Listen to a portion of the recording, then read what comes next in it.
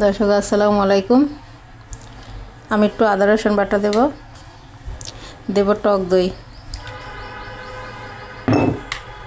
দেব ঘি, সবটুকুই দিয়ে দেব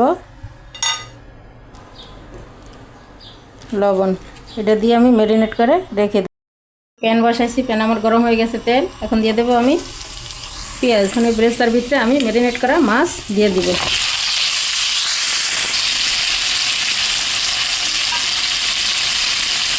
দেব সামান্য একটু কাঁচামরিচ বাটা, দেব একটু পেঁয়াজ আর কাঁচামরিচ পেস্ট। বন্ধুরা, মাছটা কষানো প্রায় হয়ে আসছে। মাছটা আমি তুলে নেব। মাছের গা থেকে যে পানি বের হয়েছে তাতেই আমার হয়ে গেছে মাছ কষানো। বন্ধুরা, কী রান্না করি তাতে কেউ জিজ্ঞাসা করলেন না বন্ধুরা? কী রান্না করি পরেই বলবো। ইলিশ মাছ দিয়ে কী রান্না হবে সেটা আমি পরেই দেখাবো। বন্ধুরা এক এক করে আমি সব মাছ এখন তুলে নেব একটা প্লেটের মধ্যে। মাছ হয়েছে এমনি কি নরম ইলিশ মাছ, তুলতে অনেক কষ্ট হয়। যেভাবে করে সব তুলে নিলাম প্লেটে। এখানে মশলার ভিতরে দেবো আমি চিলি গুঁড়া, চাল। ভালোভাবে আমি একটু কষিয়ে নেব।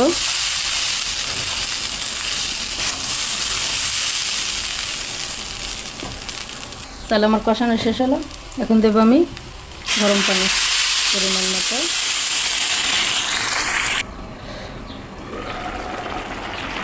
এখন আমি দেব ইলিশ মাছের লেজ বেছে আমি কাটা ফেলে দিছি। একটু নাড়াচাড়া দিয়ে দিব। এটা দিলে হয় কি ফ্লেভারটা ভালো হয়। ইলিশ মাছের পোলাওয়ের যে ঘ্রাণ, সেই ঘ্রাণটা হয় লেজটা দিলে। এখন আবার আমি কিছু বেরেস্তা উঠাই রাখছিলাম, এখন আমি কিছু বেরেস্তাও দিয়ে দিব। দিয়ে আমি একটু ঢাকনা দিয়ে দিব। ফের আবার 10 মিনিট পরে আমি আসবো। ফিরে এলাম 10 মিনিট পর বন্ধুরা। এখন একটু নাড়াচাড়া দিয়ে আমি উল্টাই পাল্টাই দিয়ে মাছ দিয়ে দিব বন্ধুরা।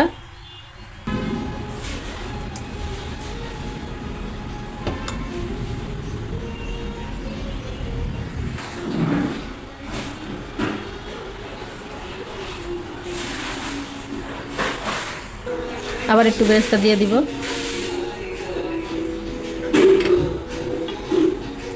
এখন আমি 10 মিনিট দমে রাখবো। বন্ধুরা ফিরে আসলাম 10 মিনিট পরে। মাশাআল্লাহ, আলহামদুলিল্লাহ, আমার পোলাওটা একদম পারফেক্ট হয়ে গেছে। দেখতেই পাচ্ছেন বন্ধুরা। কয়টা কাঁচামরিচ দেবো আর সামান্য একটু ঘি দেবো। আমি আবার একটু বেরেস্তা দিয়ে দিলাম, যেটা দিলে বেশি ফ্লেভার হয়।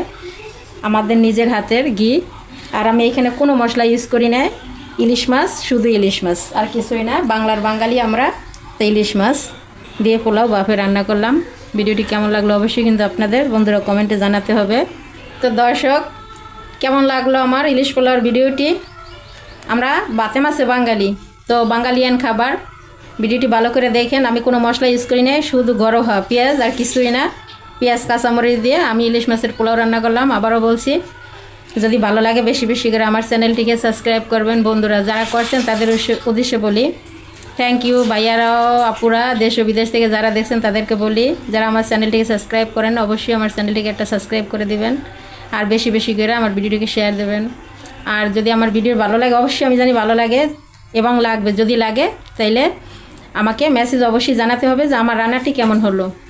তো আপনারা সবাই সুস্থ থাকেন, ভালো থাকেন। যারা আমাকে মেসেজ দেন অনবরত, তাদের উদ্দেশ্যে বলি অসংখ্য ধন্যবাদ আপুরা ভাইয়ারা। আপনারা সবাই সুস্থ থাকেন, আমার জন্য দোয়া করবেন। আজ এ পর্যন্তই। আসসালামু আলাইকুম।